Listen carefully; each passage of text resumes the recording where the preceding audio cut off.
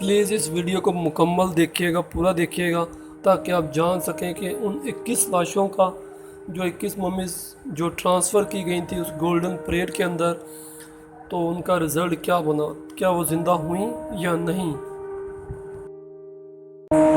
Welcome to my channel अपने spirit. और आज हम जानेंगे कि वाकई इसराइल में एंटी क्राइस्ट या मसीहा आ चुका है, और बात करेंगे गोल्डन परेड की, जो परेड हुई, जो शानदार परेड हुई, जिस पे इतना पैसा खर्च हुआ।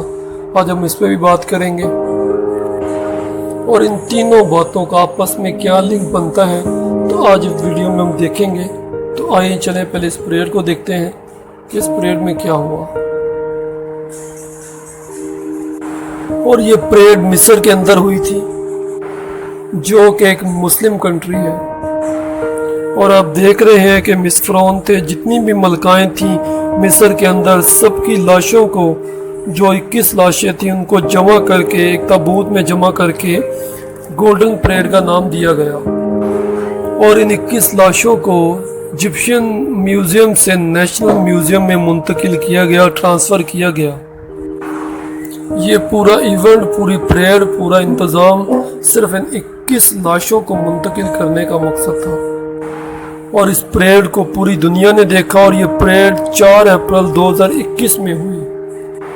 और इसराइल का जो मसीहा आया है, जिसे इसराइल मसीहा मान रही है, उसका इससे क्या ताल्लुक़ है, और इन दोनों बातों का आपस में क्या ताल्लुक़ बनता है। इस वीडियो में हम एक रेमेसिस देखेंगे जो मूसा के दौर में भी था, और ये वही रेमेसिस है जिसका जिक्र कुरान के अंदर मौजूद है, और कुरान पाक ने भी इसे नापसंद किया है। चैनल को सब्सक्राइब लाजमी कीजिए। आए देखें एंटी क्राइस्ट को इसराइल के अंदर। इस वीडियो में आप देख सकते हैं कि जिसकिया हु बिन डेविड मसीहा, जिसे इसराइल अपना इसराइल यानी यहूदी जिसे अपना मसीहा मान रहे हैं, और बाइबल इसे एंटी क्राइस्ट कहती है, और कुरान में इसे दजाल कहा जाता है। जिसकिया हु बिन डेविड का ताल्लुक़ स्पेन से है, जो कि दाऊद की नस्ल से कहा जाता है। और इसराइल इसके बारे में पहले भी बहुत कुछ पेशन गोइयाँ कर चुकी हैं, तो आज ये हमारे सामने मौजूद है, आप भी देख सकते हैं। और आप देखें कि इसराइल के जो बड़े बड़े रब्बी हैं, वो कैसे इसका हाथ चूम रहे हैं, उसे प्यार कर रहे हैं, उसे पसंद कर रहे हैं, उसे अपना मसीहा मान रहे हैं। लाशों का मुंतकिल होना एक जगह से दूसरी जगह, इसराइल में मसीहा का आना, और ईस्टर जो हमने मनाया पिछले दिनों 4 तारीख को, इन सब बातों को एक ही टाइम पे होना क्यों लाजमी था।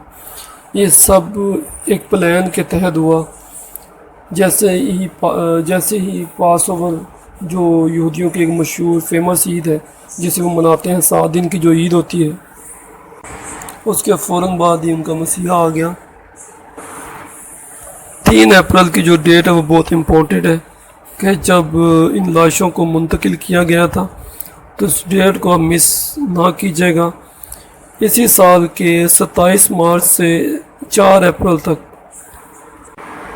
और जैसे ही पास ओवर ख़त्म हुआ तो हम लोगों ने ईस्टर मनाया, और ये 7 दिन की ईद होती है, जिस पर हम पहले भी बात कर चुके हैं कि इसराइल इस दिन को अपनी यादगारी के लिए मनाता है, जब वो इसराइल से निकला मूसा के वसीला से, जब फ़िरौन उनको जाने नहीं देता था।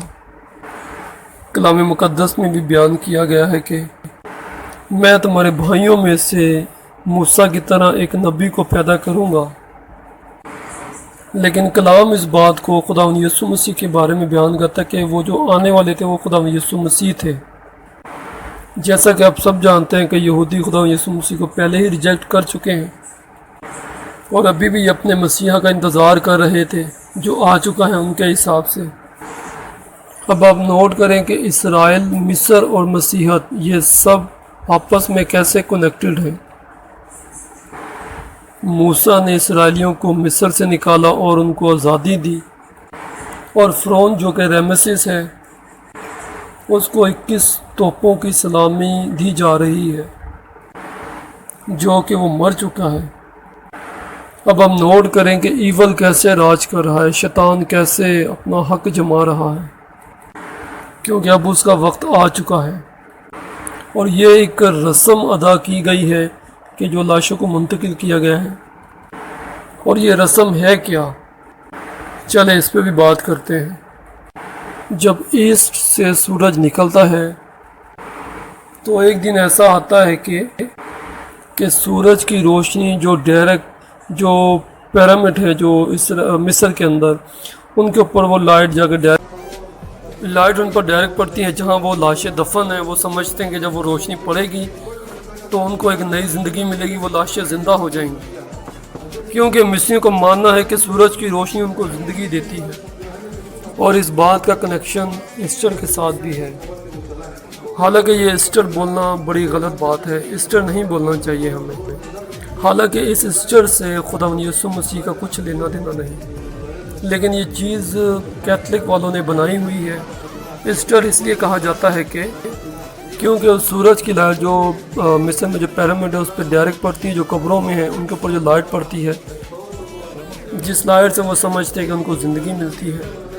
اور یہ جو مردوں کو ٹرانسفر کیا گیا ایک جگہ سے دوسری جگہ، اور ایک بات کو اب نوٹ کریں کہ 4 اپریل کو جی اٹھنے کی عید منائی ہم نے، اور یہ مردوں کو جو ٹرانسفر کیا گیا ہے یہ کام بھی اسی دن کیا جا رہا ہے، اور اسی امید پہ ان کو ٹرانسفر کیا جاتا ہے کہ شاید وہ زندہ ہو جائیں، اس لیے یہ سب کچھ کیا گیا اور یہ ایونٹ ہوا۔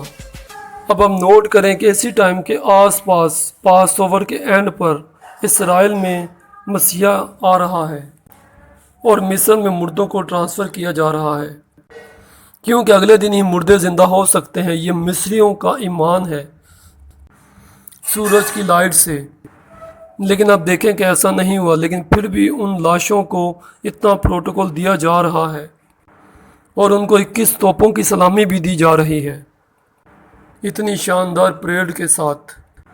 اب مصریوں کے پاس اتنا پیسہ آیا کہاں سے؟ یہ سارا کا سارا پیسہ فنڈنگ کا تھا، اور فنڈنگ کس نے کی؟ اور یہ ساری فنڈنگ یونیسکو نے کی۔ اور میں آپ کو یہ بتانا چاہتا ہوں کہ یہ ساری باتیں مصر سے سٹارٹ ہو رہی ہیں، اور مصر ایک بار پھر دنیا کے سامنے آ رہا ہے، کیونکہ مصر کو جادوگری کے لیے بڑا اہم سمجھا جاتا ہے، اور وہاں پہ بڑے بڑے جادوگر ہیں، اور ان جادوگروں کو بہت عزت دی جاتی ہے اور اب دی جائے گی، اور لوگ ان سے ڈرتے تھے اور اب پھر ایسا ہی ہونے والا ہے۔ اور یہ کلام کی وہ بات پوری ہونے جا رہی ہے، وہ بیسٹ جس کے 7 سر ہیں، یعنی مخالف مسیح، جس کو ضرب کاری بھی لگتا ہے، جو مر کے دوبارہ زندہ ہو جاتا ہے۔ یہی وہ بات ہے کہ مصر ایک بار پھر سامنے آ رہا ہے۔ اب یہ بتانا چاہتا ہوں کہ ایول جو وہ اپنے پورے راج میں ہے، اور اسرائیل میں اس وقت جو مسیحا جسے وہ مسیحا مان رہے ہیں، بیسیکلی اسے موسیٰ کی طرح ایک نبی سمجھ رہے ہیں۔ وہ خداوند یسوع مسیح کا جی اٹھنا، پیرامڈ پہ سورج کی روشنی پڑنا اور لاشوں کو ٹرانسفر کرنا۔ بے شک مصر ایک مسلم کنٹری ہے، لیکن وہاں مسلمانوں کا ہولڈ نہیں، اتنی میجورٹی ہونے کے باوجود وہاں ابھی بھی فرعون اور انہی چیزوں کا کنٹرول ہے جو کہ بلڈ لائن سے 13 بلڈ لائن۔ اگر آپ اس کے بارے میں نہیں جانتے تو نیکسٹ ویڈیو میں اس پہ بھی بات کریں گے۔ تو جب تک اپنا خیال رکھیے گا، اپنے پیاروں کا خیال رکھیے گا، تو ملتے ہیں پھر نیکسٹ ویڈیو میں، خدا یسوع مسیح کے نام سے، آمین۔